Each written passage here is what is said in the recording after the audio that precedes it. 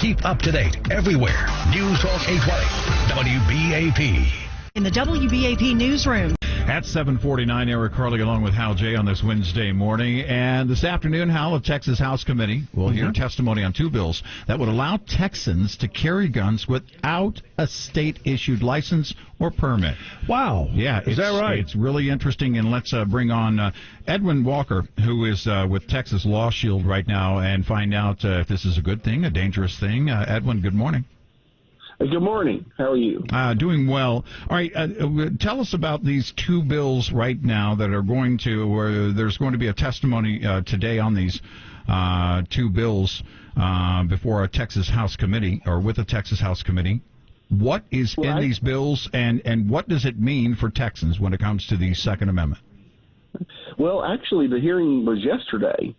And there were two bills. There's two bills been filed, House Bill 375, House Bill 1911, which essentially seek the same end, and that end is to put handguns on the same legal platform as long guns. Right now in Texas, the carrying of long guns is virtually unregulated. There are certain places you can't go. There are certain specific individuals who can't carry long guns, like felons and people under protective orders. However, other than that, there's no restrictions on carrying long guns, and these two bills just seek to eliminate the barriers that keep handguns from being considered the same as long guns. How many other states have this type of, law that allows their citizens to do the same? Well, it's kind of interesting because it's sort of a mishmash of laws across the United States.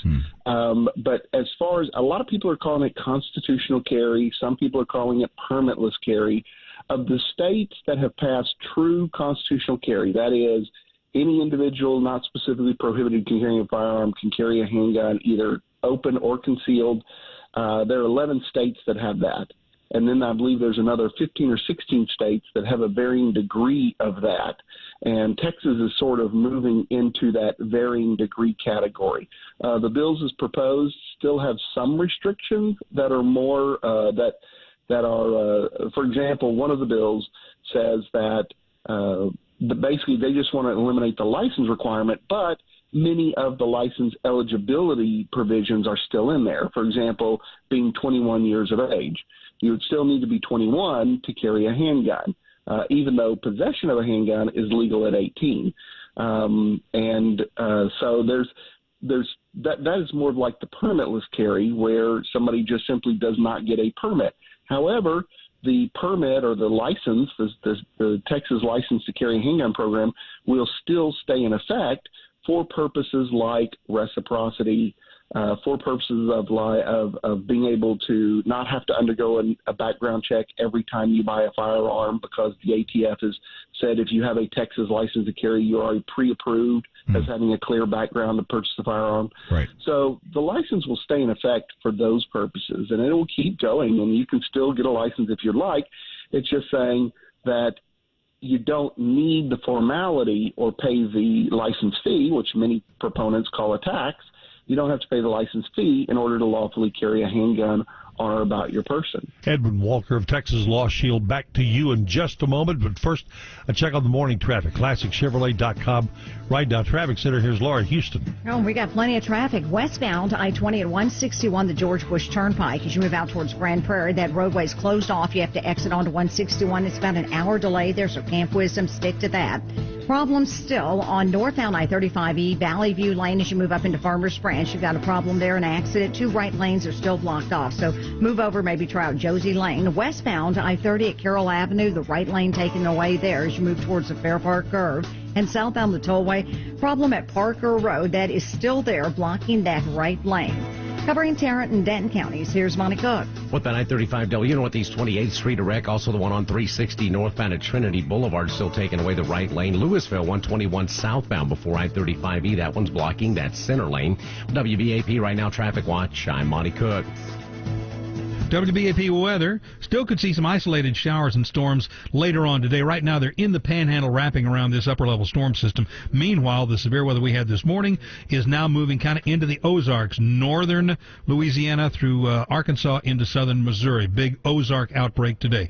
Clearing, breezy, 81 today, 53 tonight. Great weather tomorrow, Friday, and most of Saturday. And then we're probably back under the gun here on Sunday. Right now at WBAP, 61 degrees. Eric, we're talking with Edwin Walker of Texas Law Shield, of which, by the way, I am a member. All right. And so are my boys.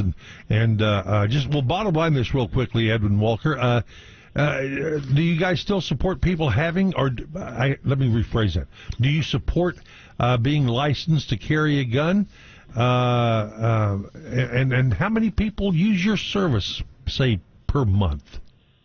Well, we support any expansion of folks' Second Amendment rights to have a firearm, and the distinction between handguns and long guns occurred way back in 1870. In 1870, the Texas legislature first decided to regulate the carrying of handguns, and it stayed that way all the way until 1995 when they passed the first concealed handgun legislation.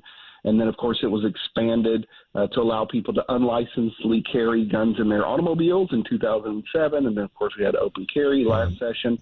And so as firearms, as the right to carry a firearm expands, we are always in support of that.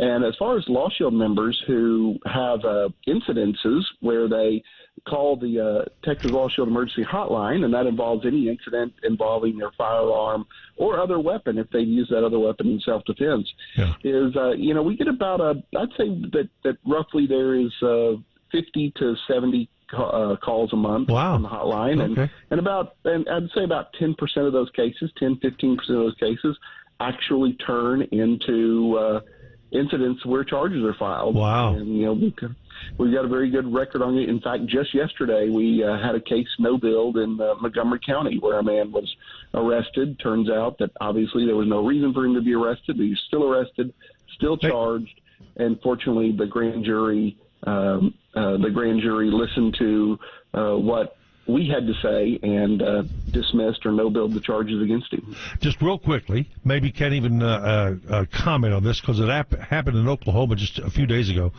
A teenager with an AR-15 shot and killed 3 people that broke in to his home, and he shot them dead. And they're talking about the stand your ground law in Oklahoma. Is this going to be a sticky situation for this young man? Hopefully not, because whenever somebody uses deadly force, being in their home is the best place to use it, as in being in your home does provide you certain additional legal protections that, say, being out on the street would not. Right. Like, say that he was at a car wash and these 3 guys came up to him and he used deadly force against them there. He has fewer legal protections. He still has legal protections and would still possibly be justified in doing that, but in your home you are given additional legal protections, and that's where when people start throwing around the terms of stand your ground and castle doctrine, that is where your home, in your home is where these fundamentally apply.